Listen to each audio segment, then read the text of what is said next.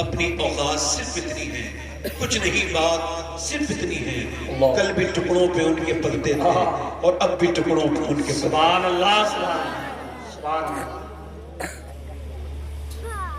ایک تابعی بزرگ ہیں، بلکہ وہ تابعیوں کے سردار ہیں، تابعین کے سردار ہیں،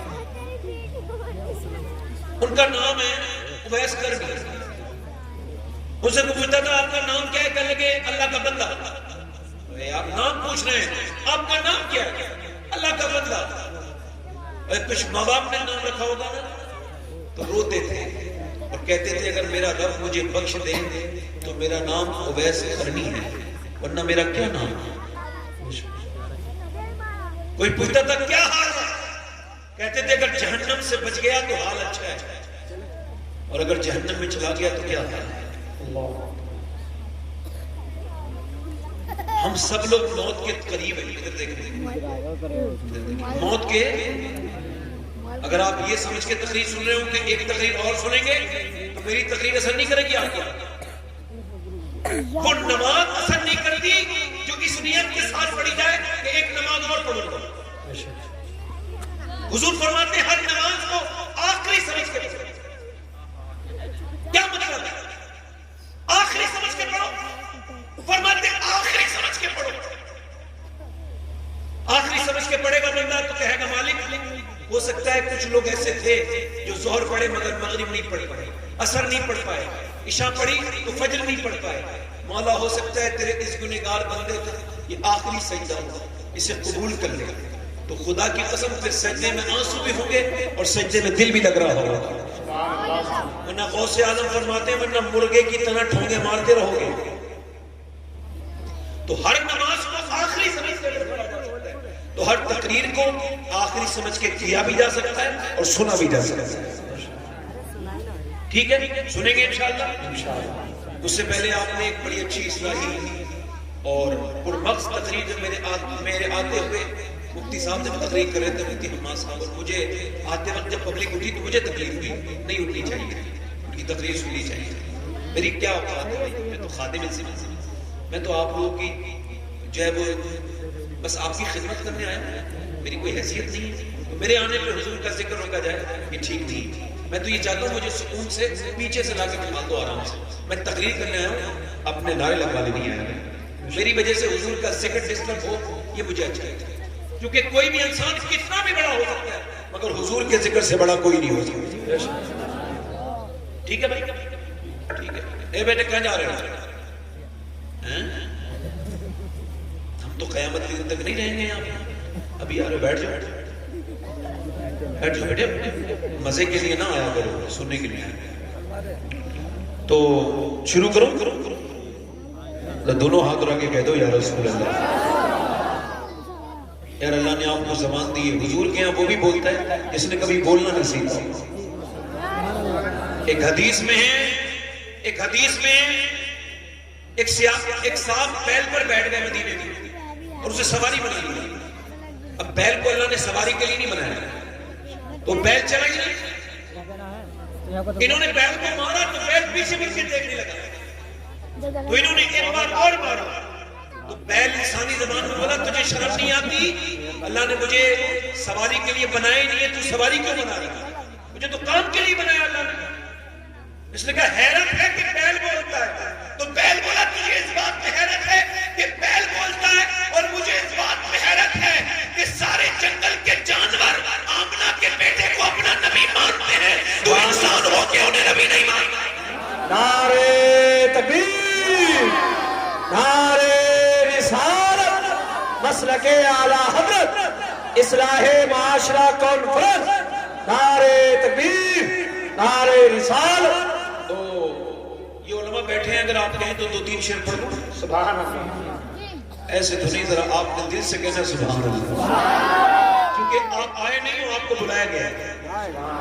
شیخ محی الدین عبد القادر جیلانی غوث العظم ارشاد فرماتے ہیں میرے نام عبد القادر ہے، اور فرماتے ہیں میرے نام کو اللہ نے ایسی قدرت دی ہے کہ میرا نام وہی لیتا ہے جسے میں چاہتا ہوں۔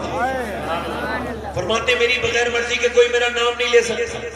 غوث العظم فرماتے ہیں کوئی یہ نہ کہے وہ مجھ سے محبت کرتا ہے، وہ کون ہوتا ہے؟ فرماتے ہیں پہلے میں محبت کرتا ہوں، وہ بعد میں کرتا ہے۔ تو جب غوث پاک کی محفل میں کوئی بغیر غوث پاک کی مرضی کے نہیں آ سکتا، تو یہ بتائیں یہ تو حضور کی محفل ہے، حضور نے آپ سب کو چن چن کے بلایا ہے، اور جب حضور بلاتے ہیں تو پھر خالی ہاتھ نہیں بھیجتے، جھولیاں بھی بھر بھر کے بھیجتے۔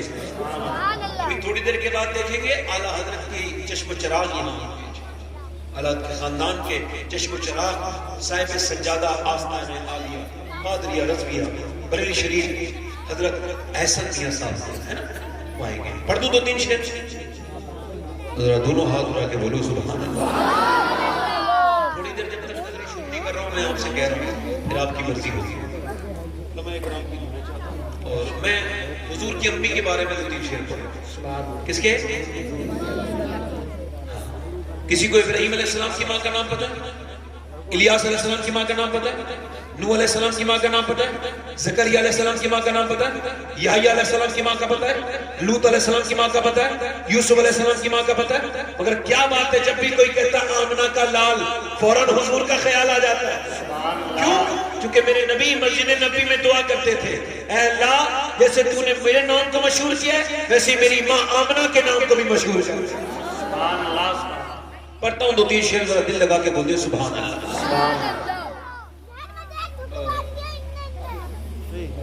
میراج بھائی ذرا توجہ کریں، دعائیں آپ کی، علماء کرام کی دعائیں اور آپ کی۔ ملکہ تو جہان ہے میری نبی کی ماں، سبحان اللہ سبحان اللہ۔ ملکہ تو جہان ہے میری نبی کی ماں، ملکہ تو جہان ہے میری نبی کی ماں، رحمت کا سائے بان ہے میری نبی کی ماں، نعرہ تکبیر، رحمت کا سائے بان ہے میری نبی کی ماں، اور چچی ہے مرتضیٰ کی دادی بطول کی۔ چچی کس کی؟ مولا علی کی، اور دادی کس کی؟ سیدہ فاطمہ کی۔ ذرا بولے سبحان اللہ۔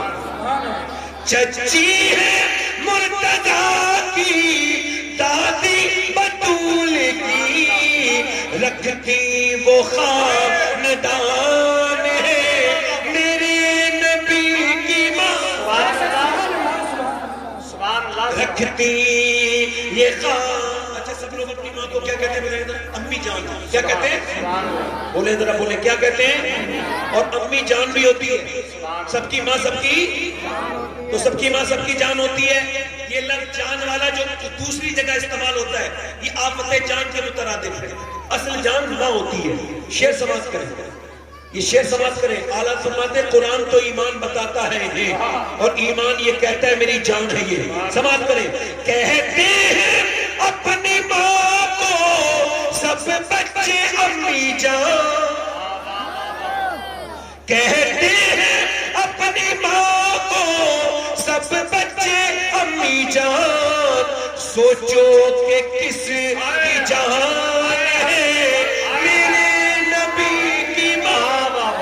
نعرہ تکبیر، نعرہ رسالت، علماء اہل سنت مسلک اعلیٰ حضرت اصلاح معاشرہ کانفرنس۔ کاش آپ شاعری سمجھتے ہوتے، کاش آپ کو یہ شعر بہت بڑا تھا، بہت اچھے، بہت بڑا شعر تھا، خیر بڑے ہلکے میں لے لیے۔ آخری شعر پڑھتا ہوں،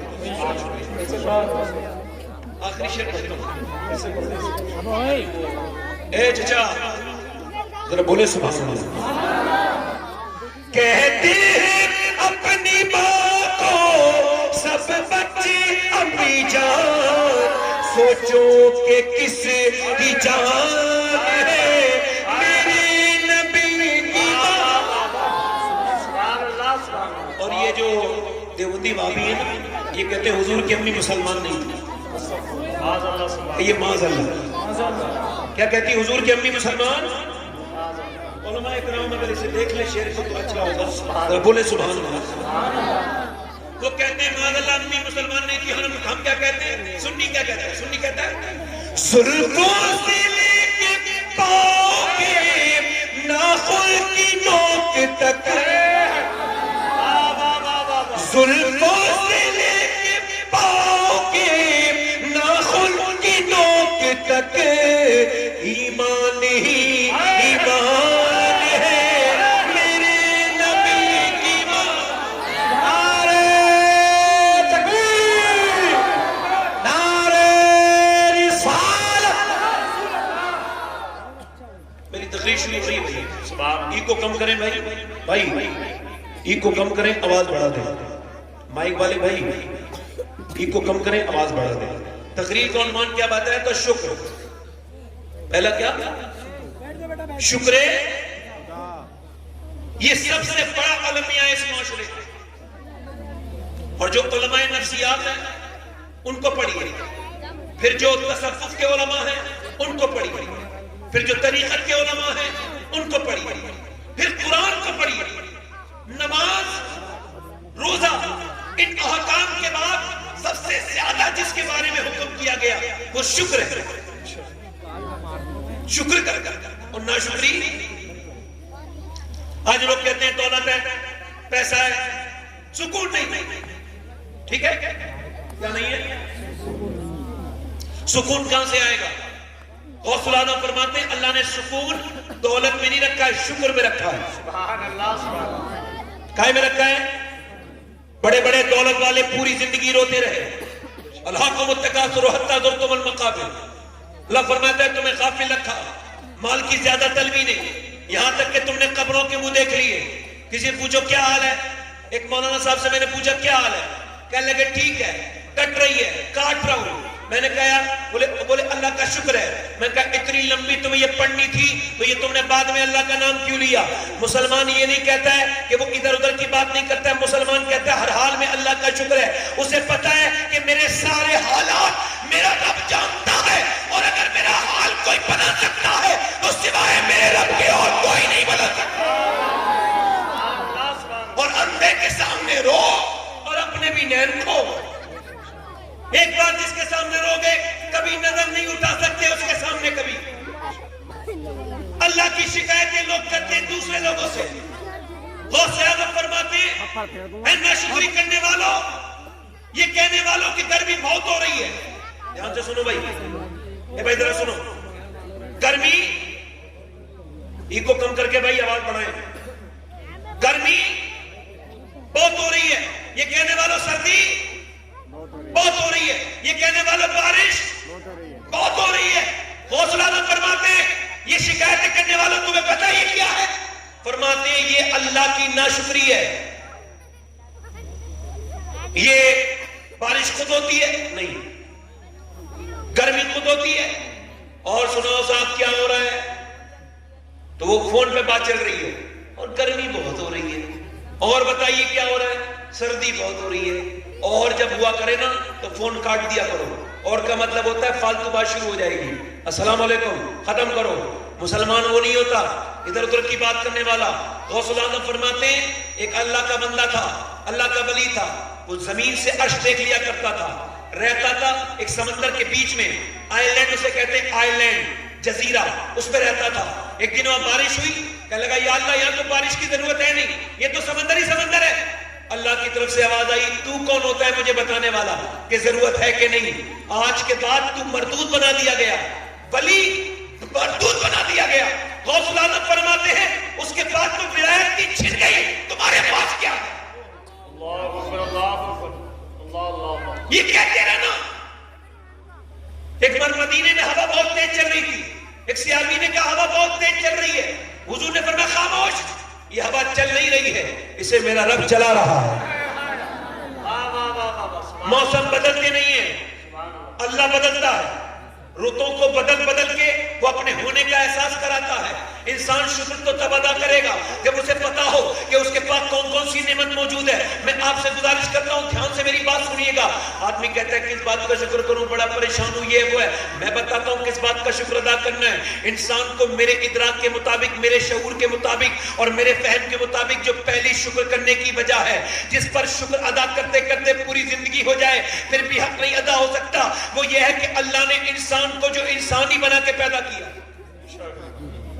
اگر وہ تمہیں اور مجھے انسان نہ بناتا تو کیا کر لیتے؟ بتاؤ مجھے. اللہ تعالی الانسان حین من الدہر لم یکن شیئا مذکورا. اللہ فرماتا ہے انسان پہ ایسا وقت گزرا ہے کہ وہ کوئی قابل ذکر شے نہ تھا.